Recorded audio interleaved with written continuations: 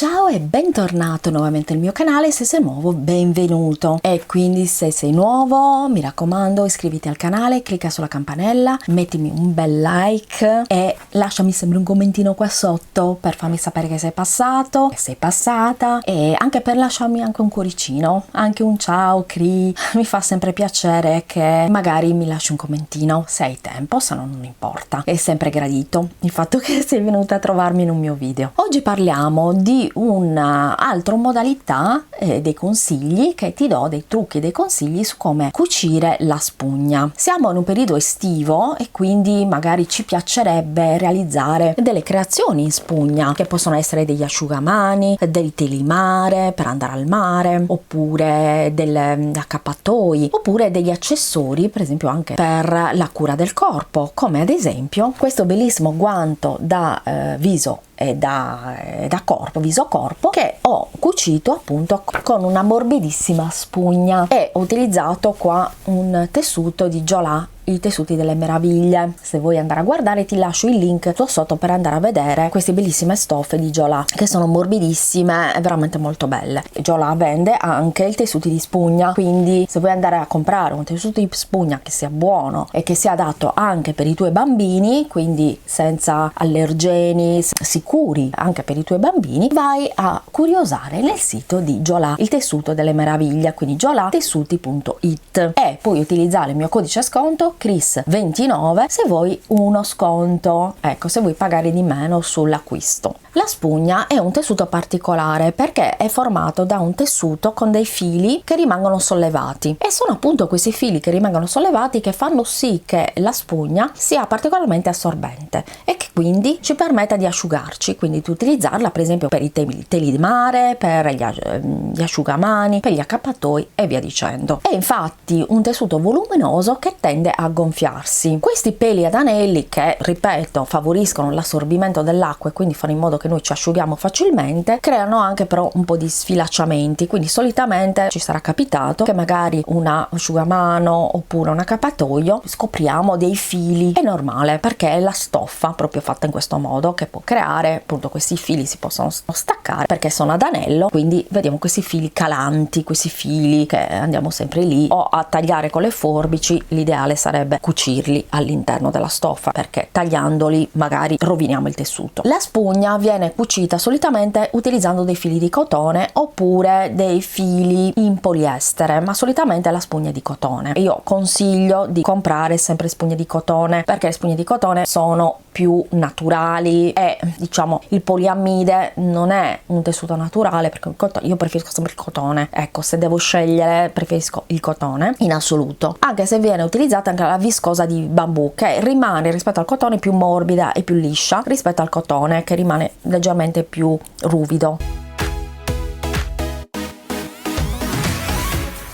Come si cuce la spugna? Filo, ago e punto. Prima di tutto dobbiamo stare attenti al senso del tessuto, perché il tessuto ha un senso, quindi per esempio la parte del dritto è diversa dalla parte del rovescio, quindi stare attenti a questo e stare attenti anche al verso, cioè non è che io lo metto da questa parte, per esempio una parte del cartamodello da questa parte e l'altra da questa, perché quando dovrò assemblarli non saranno tutti nella stessa direzione. Ecco il tessuto, un po' come si lavora il velluto, che ha un verso. Possiamo utilizzare il velluto in un verso piuttosto che un altro, però tutte le parti devono essere tutti nella stessa direzione. Solitamente il velluto si fa con i peli verso il basso. Allora l'ideale è tagliare i pezzi con le forbici, quindi non usare il cutter secondo me, ma è meglio le forbici, e poi questo tessuto si sfilaccia facilmente, quindi a quel punto io consiglio di sorfilare immediatamente. Per fare un esempio, un telomare, bisogna tagliare il telo si formeranno tanti pezzettini, pallini, filetti, di tutto e di più, vi sporcherà tantissimo il piano di lavoro, non vi preoccupate. E dopodiché bisogna subito sorfilare, o in taglia e cuci o con la macchina per cucire, comunque sorfilare subito. Si può sorfilare con il punto zig zag oppure col punto sopraggitto, oppure con il sopraggitto a 3 fili con la taglia e cuci, se hai la taglia e cuci. Il consiglio che ti posso dare è di diminuire la lunghezza di cucitura, cioè del punto di cucitura, quindi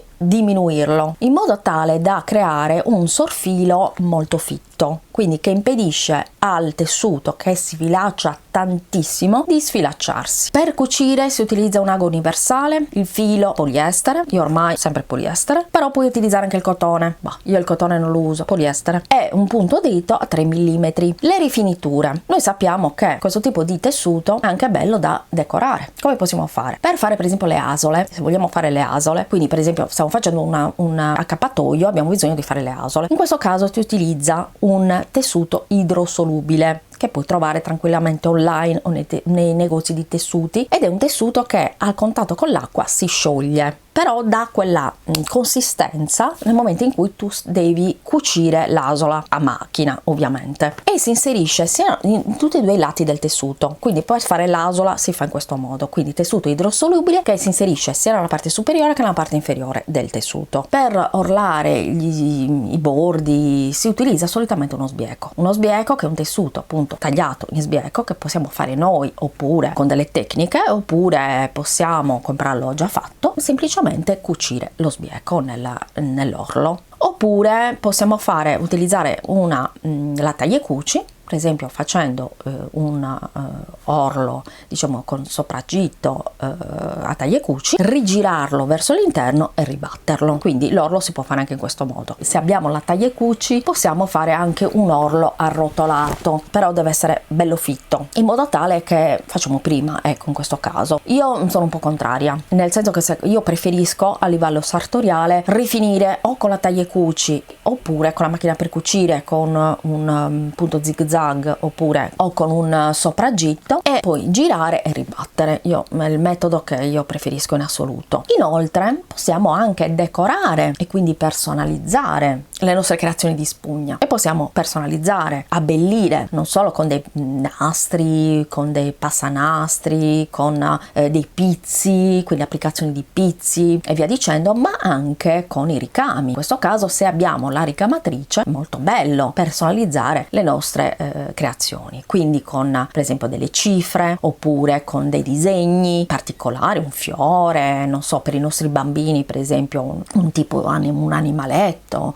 In questo caso, se vogliamo utilizzarle proprio per fare queste con la ricamatrice, si deve utilizzare un tessuto idrosolubile che si poggia proprio sopra la parte da cucire, che poi lavandola andrà via. E io in questo modo ho personalizzato tantissime cose, ho fatto delle cifre, puoi personalizzare anche un telomare, per esempio sempre con dei fiorellini e cifre, insomma hai proprio l'imbarazzo della scelta. Quindi questo io spero di video che ti sia stato utile, e allora fammelo sapere nei commenti, lasciami un bel commentino, fammi sapere se sapevi tutte queste modalità per cucire la spugna e se ti ho aiutato a trovare delle soluzioni, perché ho pensato che magari questo è un periodo in cui magari vogliamo cucirci da noi dei telimare, personalizzarli a nostro piacimento, e secondo me è un'idea molto carina anche da vendere magari o da regalare alle amiche. Se ti è piaciuto questo video, se sei nuovo, prima di tutto iscriviti al canale e clicca sulla campanella per rimanere sempre aggiornato sui nuovi video che verranno caricati, ma regalami un bel like e lasciami un bel commentino qua sotto anche solo per salutarmi, e io ti mando un grandissimo bacio sartoriale, creativo ma soprattutto terapeutico, e noi ci vediamo al prossimo video. Ciao!